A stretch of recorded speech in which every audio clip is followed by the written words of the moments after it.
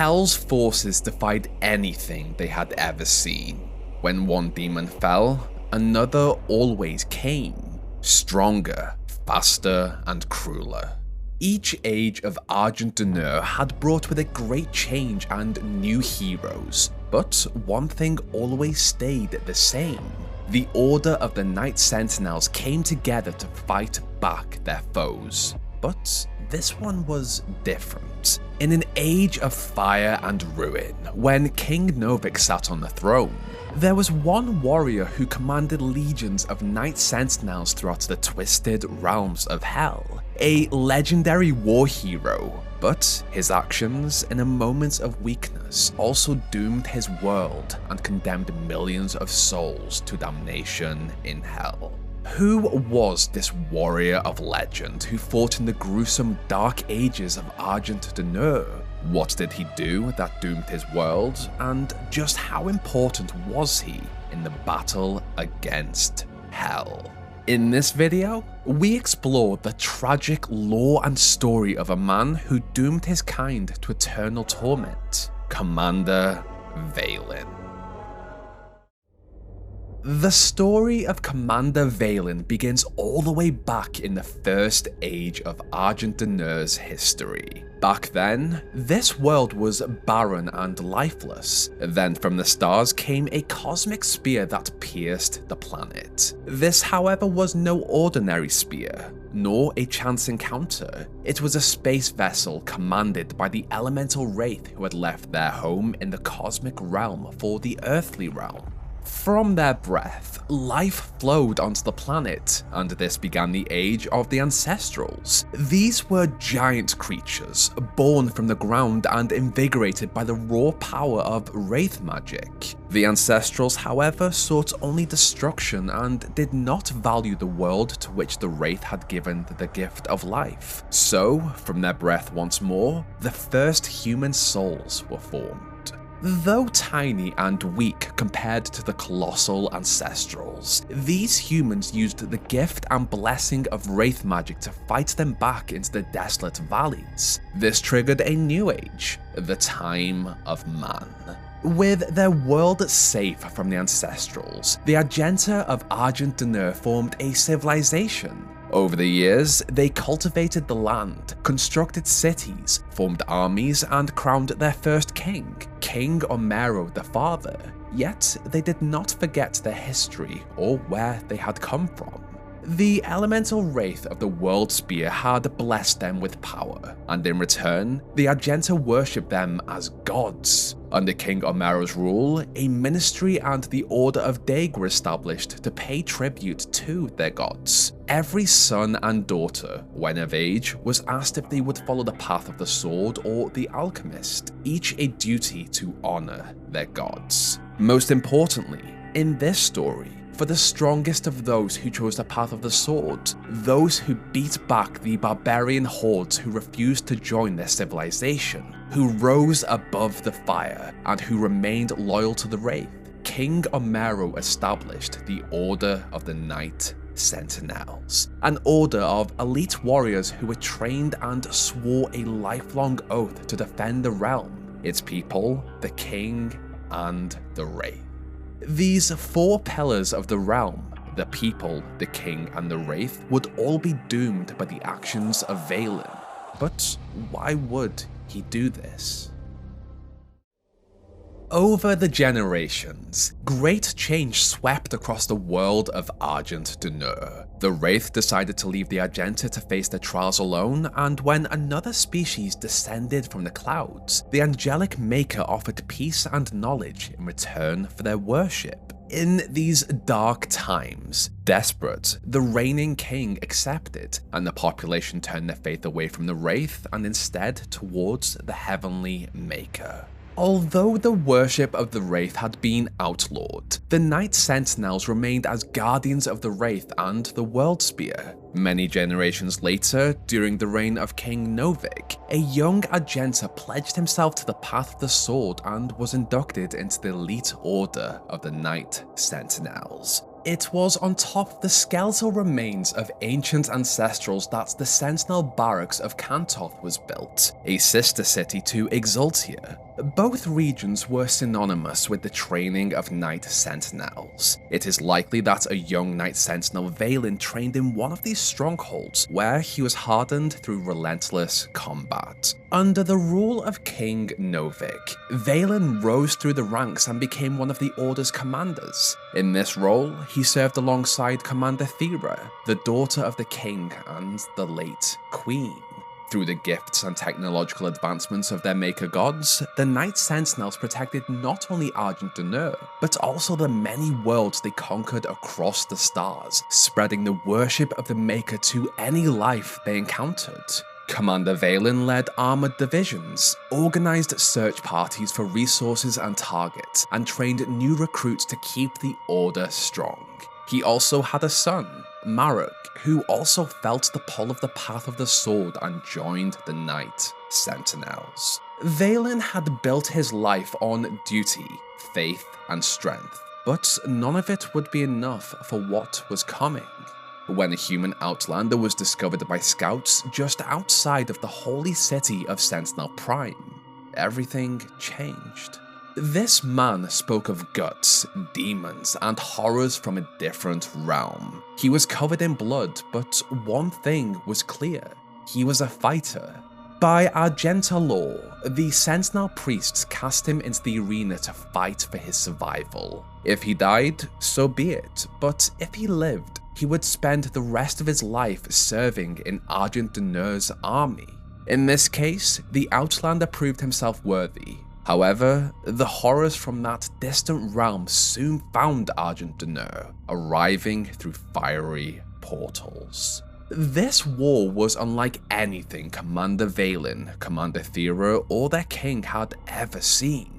These demons wanted only to kill, to claim the souls of every mortal they ripped apart, but the Night Sentinels were highly trained and fought back the hordes alongside the regular armies of the world. Through countless battles, the commanders heard reports of the Outlander who fought with pure rage and never relented. He appeared to hate these entities and took pleasure in their deaths. In a rare break from Night Sentinel tradition, an arena-born warrior was inducted into the Order.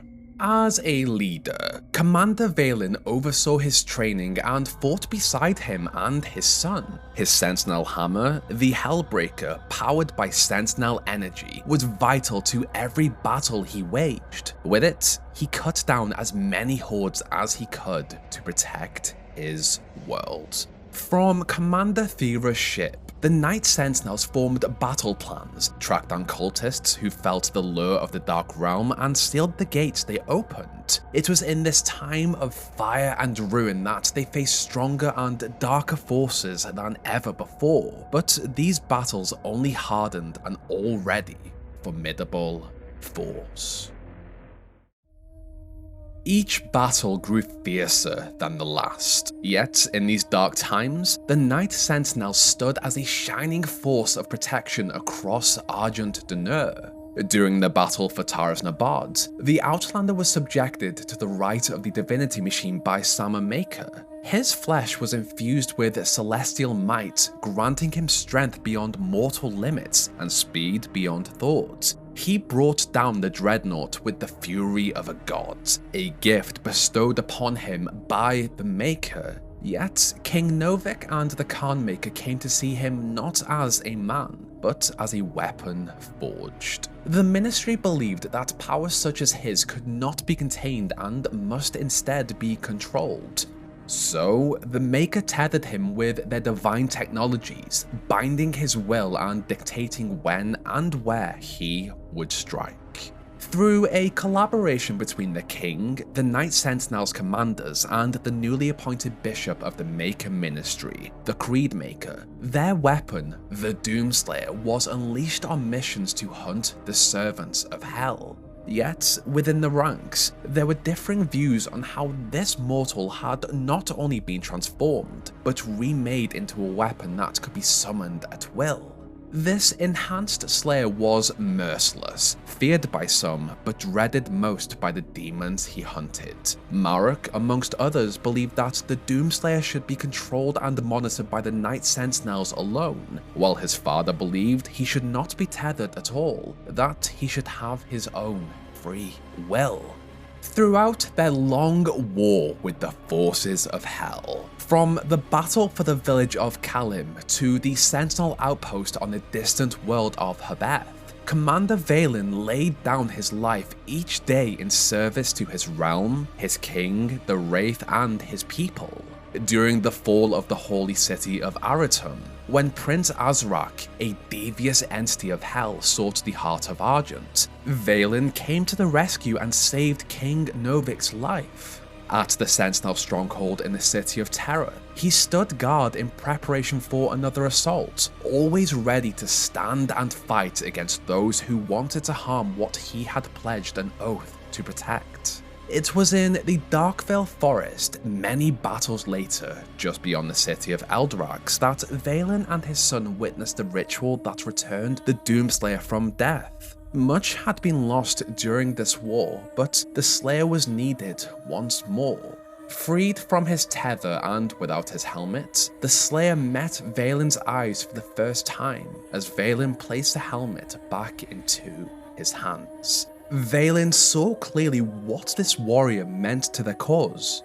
He trusted him.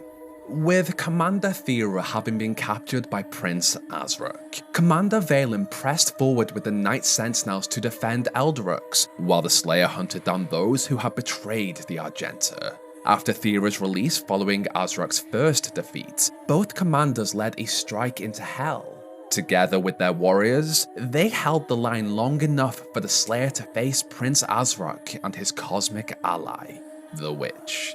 The final defeat of Prince Azrak marked a great victory for the people of Argent Denur. With time to regroup, the King, Commander Thera, Commander Valen, and the Night Sentinels returned to Kantoff.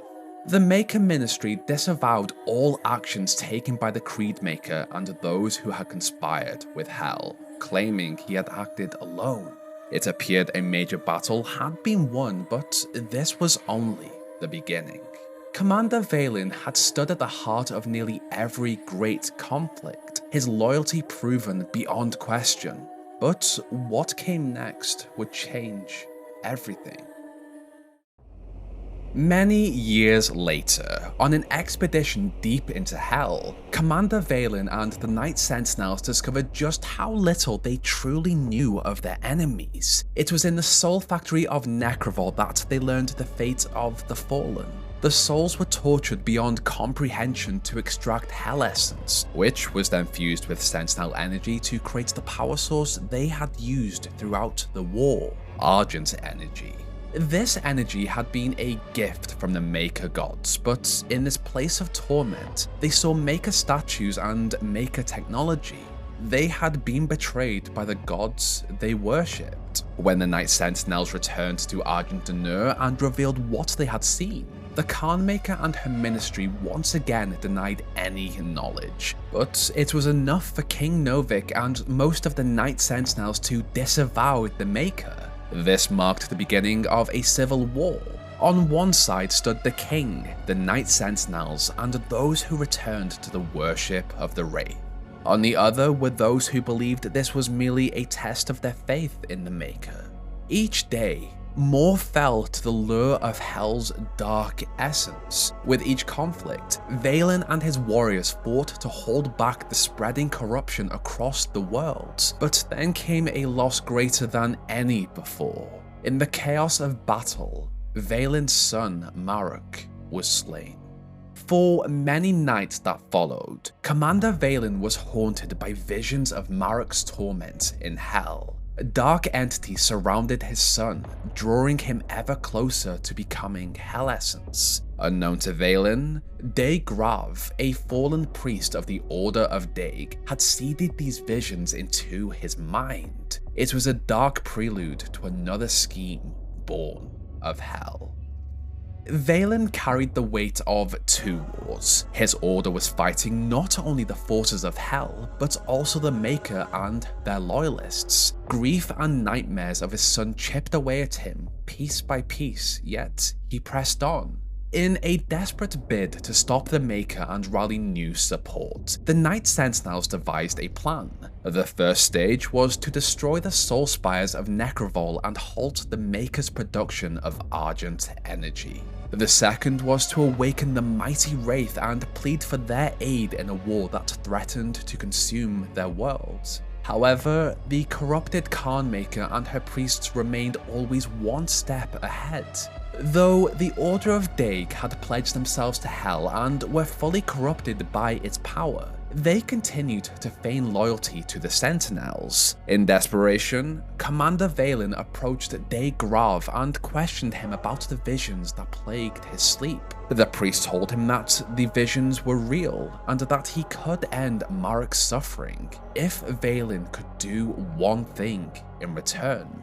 All Grav wanted were the keys to the Sepulchre of Elements, the Vault of the Sleeping Wraith, and when he had them, he would resurrect his son.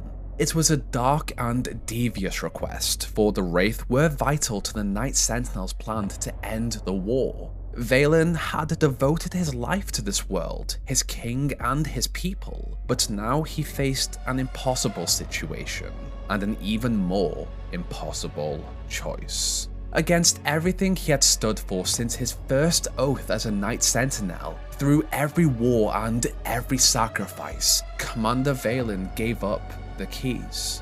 Soon after, Valen marched with the Night Sentinels through a portal opened by the Order of Daig, bound for Necrovol, where they would strike at the Soul Spire.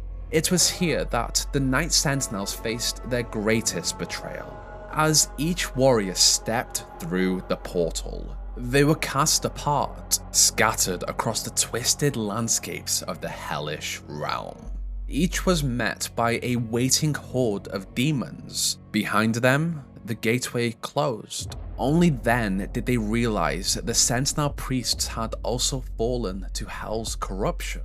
One by one, the last veterans of this ancient order fell to the demons. As for Argent, without a strong opposing force, the Khanmaker and her priests revealed their true forms. The monarchy collapsed and the warriors who had not entered the portal went into hiding, as large parts of the world were consumed by hell.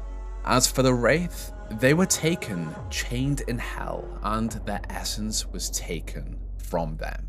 In the Dark Realm, only 2 warriors survived their battles, the Doomslayer and Commander Valen. Valen had not only surrendered the gods he had sworn to protect, but had marched his warriors into a trap he knew awaited them, all in the hope that his son's torment might end. And yet, every warrior had entered that very same fate. To those who learned what his actions had led to, he was given a different name, the Betrayer, no longer the legendary Commander Valen of the Night Sentinels.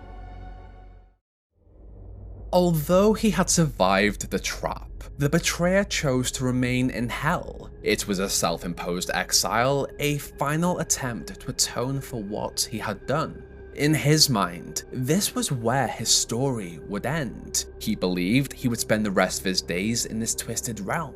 He found a cave, powered down his Atlan, and activated its turrets to strike down anything that dared enter his place of solitude. The manipulation of his grief had brought ruin to the very world he had sworn to protect. He could not face what remained of Argent.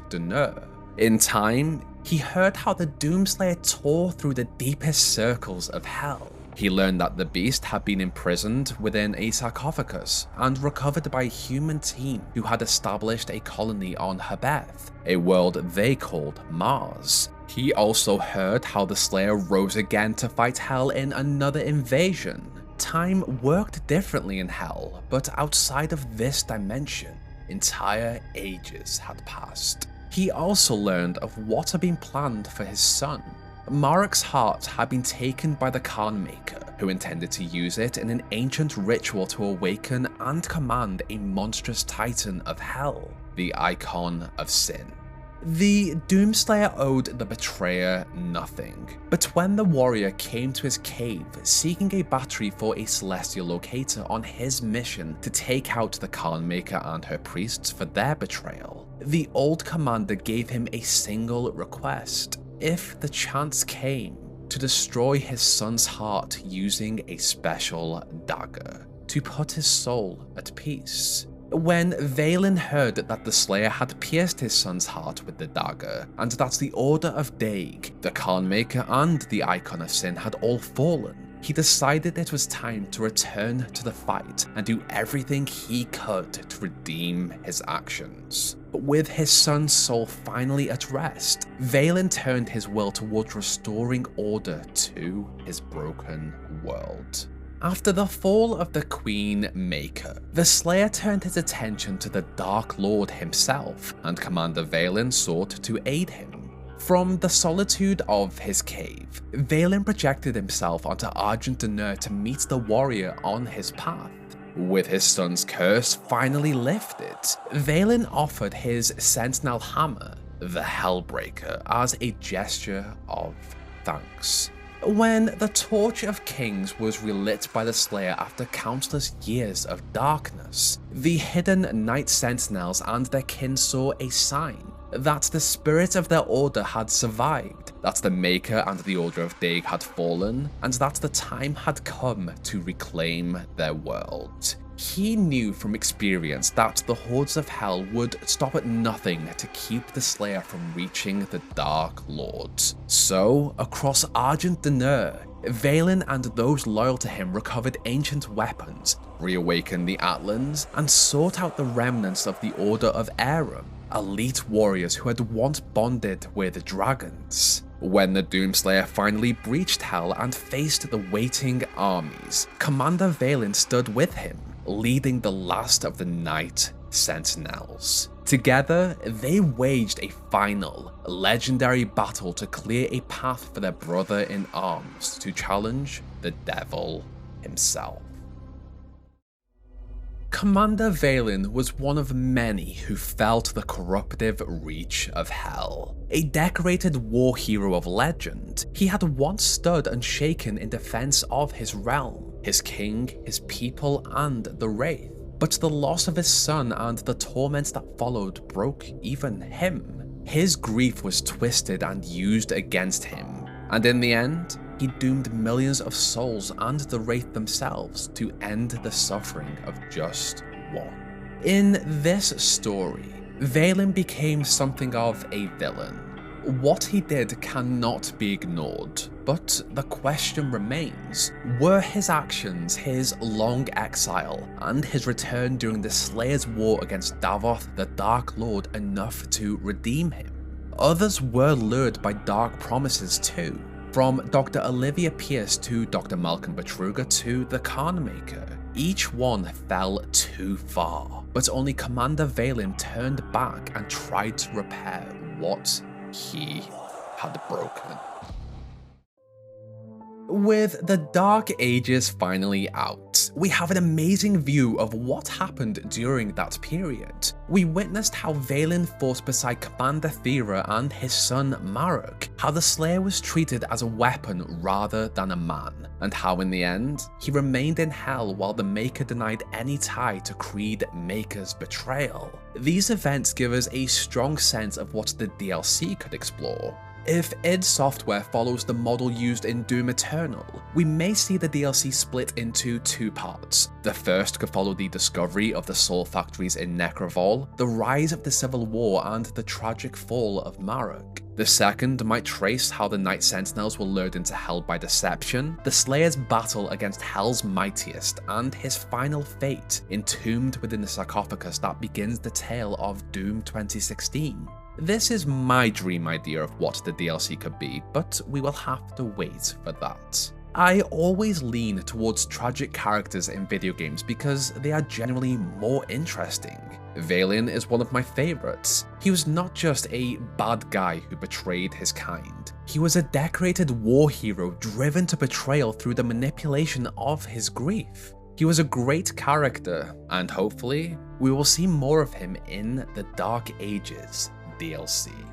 I am also currently working in the background on the next timeline, so I think the next video will be a compilation of sorts of some of my older videos. It has been a while since I have posted one of them, and I know a bunch of you fall asleep to them.